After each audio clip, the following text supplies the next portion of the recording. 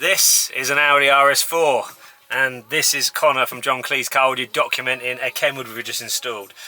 This has had the DMX 8021, the new one, brand new model. It's got USB-C connectivity, it's got half DIN chassis, so it's very shallow mounted, which means it's easier for us to install. We've used a flush fit fascia on this unit. This is the Brodick bracket, which the customer's going to put their own cradle on, so we've just mounted the bracket for now. But this unit is going to offer the customer wireless Apple CarPlay, wireless Android Auto, DAB radio, aerials over there on the left hand side, wait for it to focus, there you go.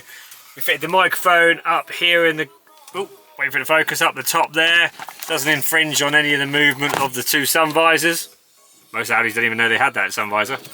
USB is down by the little open trough here underneath the armrest, meaning a little short iPhone lead can be put in there and keeps it all neat. No steering wheel controls on this car because it's an RS4. They don't have multifunction steering wheels, they just have the sport buttons. We've kept all the Bose audio system working in this car, and most importantly, it is reversible. So yes, this is an RS4, yes it's appreciating, yes it has a cult following where everyone comes to keep it original, but why do you want to keep a rubbish Audi radio when you're driving the car? Because when you sell it, you can put all this back to standard and put the original one back in, so you're not, you know, ruining the value of the car.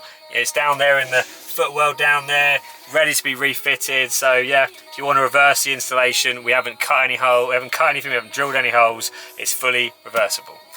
But yeah, that's about it for this installation from Kleis Car Audio. As always, my name's Connor, signing off. See you later.